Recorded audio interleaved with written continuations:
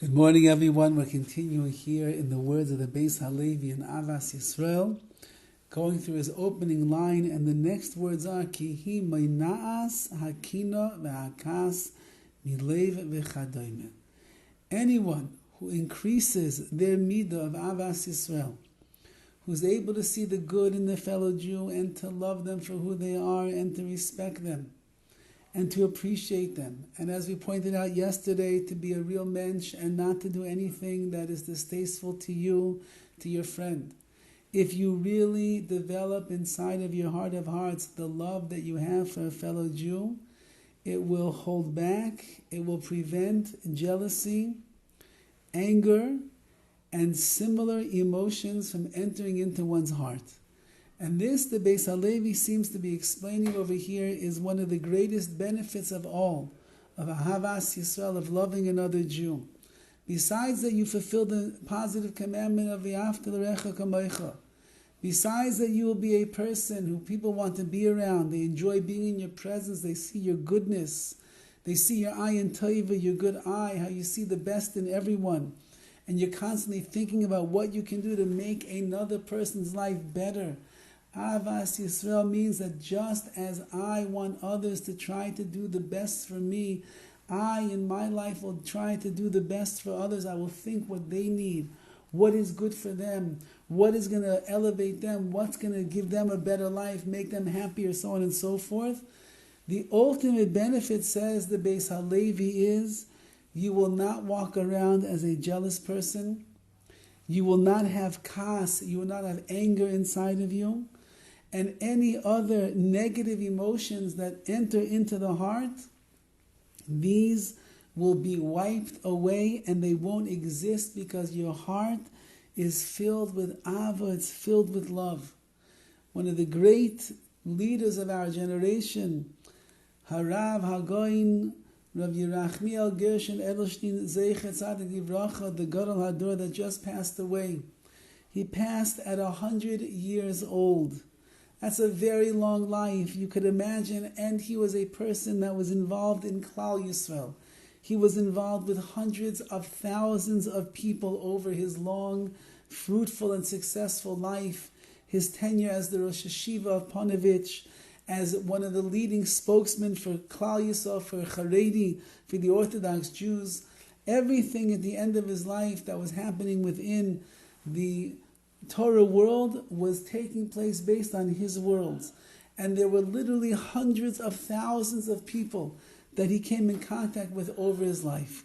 That's a lot of different personalities. That's a lot of different approaches to life. That's a lot of different opinions. That's a lot of different emotions that people bring into his private chambers, that people in the media and the news, how they would blaspheme him, how they would curse him, how they would say negative things about him, how they would question his wisdom and his decisions and the advice that he was giving. He came in contact with a lot of people. And yet it was said over in one of the Hespedim, one of the eulogies of Rav Edelstein ztzl, that in 100 years, nobody ever saw him get angry, and nobody ever heard him speak badly about another person. Could you imagine an individual like Rav Gershon Edelstein, 100 years, no kas, no anger, 100 years that he never spoke badly about another person, no one ever saw him get perturbed, everybody always saw him calm and relaxed and gentle and kind and warm. I myself was zeicha to be in his presence quite a few times in my life. And you saw the same person every single time, whether there were two people that were there, or there were hundreds of people clamoring for his attention, whether there were major battles that were being fought on the fronts of Klal Yisrael, or as a time of tranquility amongst the Jewish people. He was always the same, peaceful, kind, gentle, smiling, giving up of his time, of his wisdom, of his brachas, even when he didn't even know the person, to make another Yid, to make another Jew feel good, to make them feel wanted, to make them feel loved, to make them feel appreciated. And he never got angry, and he never spoke bad. And one of the defining qualities in the life of Rabbi Edelstein was he was known as a tremendous Oyev Yisrael. He loved the Klal Yisrael. He loved every single person. He loved every single Jew. It didn't matter if you were religious or non-religious. It didn't matter if you hated him or you didn't hate him. It didn't matter if you were a child, if you were an adult, if you were a Talmid Chacham, or you were an Horowitz, you were an ignoramus when it came to Torah. That did not make a difference in the eyes of Rav Gershon. What he saw was a Yiddish neshama and a Yiddish hearts. And that's all that mattered to him.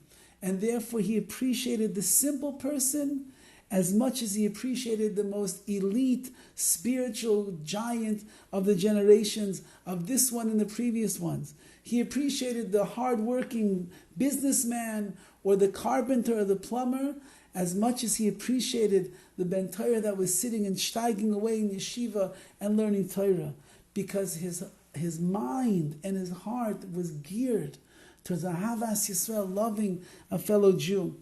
And as a result of that, Mainas, Hakina, Ve'akas, Milei, Ve'chedoime, nobody ever saw jealousy in him. Nobody ever saw kas, anger in him. And all other negative emotions that we find within ourselves and others, they never entered his heart, because his heart was filled with goodness. It was filled with love. It was filled with room and space for every single Jew. When your heart is filled with that, there is no room for kas, to get angry at somebody. There is no room to get jealous with somebody else. You won't have ill feelings and look down upon with disdain on another Jew. Adarabba, on the other hand, that heart that is so filled with compassion and kindness and warmth and love and true Ahavas Yisrael, it only sees the best in another Jew. It's thinking constantly, what can I do to enhance the life of that person? And then maybe we'll be zeicha that after 120 years of life that we will have in this world, people will say about us, I knew this person for so many years, I never saw them get angry.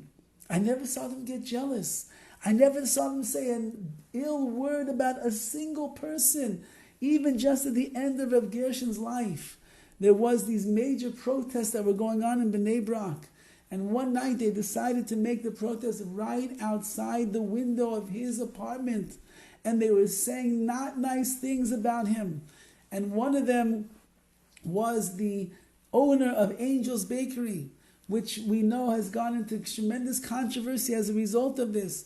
And when they told Rav Gershon that there were people downstairs that were blaspheming him and cursing the Charedim and saying all these terrible things, his first response was, don't say a word. I have no comment. It wasn't in his vocabulary. It wasn't in his mind and in his heart to put down and look down upon another Jew and say anything negative about them. And this is someone who was filled with the trait of Ahavas Yisrael. And if we, Im Yetz Hashem, will fill up ourselves as well with Ahavas Yisrael, we will see there won't be room for the negative, because our hearts will be flowing with so much positivity, so much warmth, so much kedusha, so much love, so much being connected. V'yafta l'recha chamoicha ki ani Hashem. Will connect ourselves to the Ribbono Shel Olam, and that will be the great schus that we have to keep ourselves positive and with a good eye and seeing the best in every single Jew. Have a wonderful day.